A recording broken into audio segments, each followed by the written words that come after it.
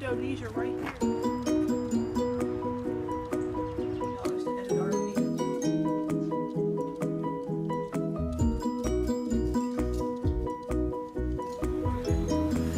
Today we discuss earthquakes. We have a big story in Indonesia that Elijah will be taking on now.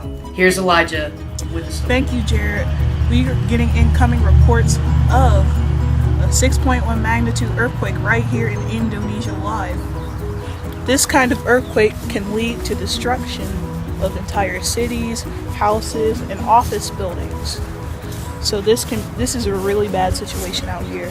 You know, earthquakes start when tectonic plates rub up against each other, and that creates a chain reaction above the crust, which leads to the shaking of the world. Some earthquakes can't be detected, but some are quite massive and lead to the destructions of cities and such. This isn't good, which has resulted here. So let's get back to you live at the studio, Jared. Thank you, Elijah, with that interesting story.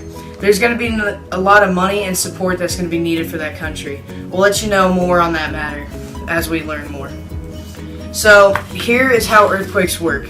They normally work around oceanic and continental crust.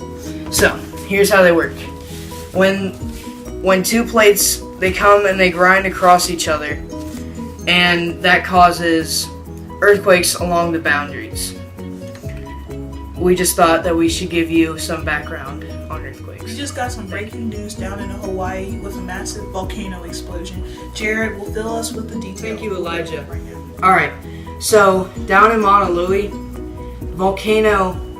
volcanoes form when magma from under the surface push up from the breaking apart of the oceanic crust, and it rises up, creating mountains and also in turn creating volcanoes. And one had exploded down in Mauna Loa, so it's a very terrible time down there for right now. Many left homeless, many cities destroyed. So we would just like to keep them in our thoughts. Thank you. Thank you, Jared. We'll be back after the weather. Elijah and I are here on the coast of California, reporting on the tsunami that happened 2 weeks ago. Yes, it was hard to swallow, but we must talk about it. It hit California with a magnitude of 6.1. Yes, apparently the tsunami wave, it hit off a subduction zone right on the Southern California. Evidently, this might have been caused by the earthquake that happened right before the tsunami, or it could have been happened by the undersea wars that have been happening recently. Scientists aren't sure, but they've narrowed it down. Scientists are very shocked about the fast rate of this tsunami. It happened right off the subduction zone, only going 90 miles per hour, and it was traveling at a rate of 2,800 miles. Announcement for the tsunami was late because scientists weren't expecting it, so therefore the people of California had to leave within a few hours to avoid this massive wave. Some people decided to stay because they were so devoted to their homes, and they stayed and just hoped to wait out the tsunami. Tsunami did hit yesterday, leaving a big toll of damage It behind. did have a lot of damage. It caused many restaurants, businesses, homes, churches, all to crumble.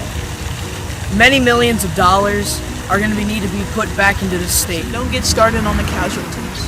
Because the disruption in the water from the last earthquake, it caused many giant waves, which we now know as tsunamis. Know more about the tsunami after the commercial break.